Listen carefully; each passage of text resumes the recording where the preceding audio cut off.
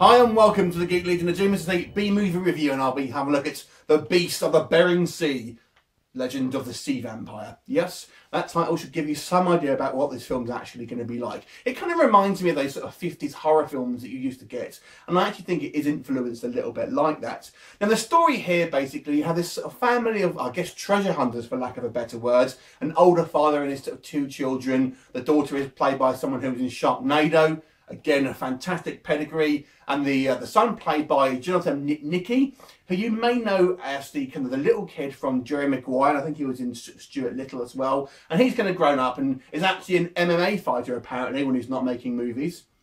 And of course, they discover there's this sort of unknown species of predator that's actually hanging around by this kind of wreck, and one of their sort of dive crew gets killed by it, and basically then you kind of got a variety of creature attacks in the kind of the local populace. They're sort of joined by a kind of female scientist, and they discover that this creature actually shares very sort of similar traits to a vampire, i.e. it doesn't like light, it sucks blood, all that kind of stuff.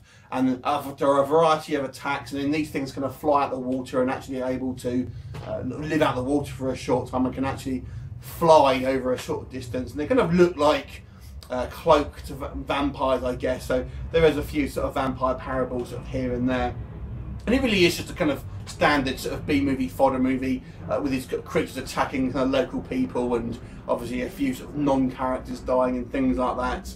So this film is actually, I have to say, a below average movie. There's loads of these kind of films that get sort of churned out for the kind of Sci-Fi Channel and stuff like that, but this one is subpar for a number of reasons. I mean, okay, the story isn't original, but to be fair, I'm not really expecting anything too original from a kind of a film like this. So, you know, I can accept this is going to be pretty much a standard film.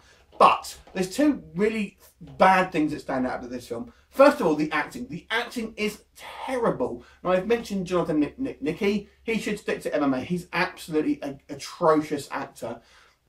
Really bad delivery of lines. Now, it doesn't help, to be fair, the script is actually awful and the dialogue is very, very clunky and just sort of cliche ridden and things like that. So, bad script, bad acting, and the special effects. Now, I try to be fair in regard to special effects.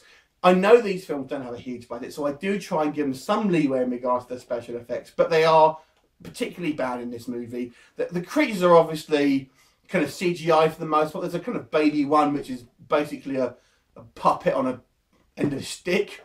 But the actual CGI creatures themselves, I mean, the design is odd. I mean, they're kind of upright standing manta rays, but they're not like video game baddies. They're very sort of crappy looking, I have to say, and, you know, they're just not very good at the end of the day. So they look extremely CGI. The CGI looks very kind of cheap and kind of rushed.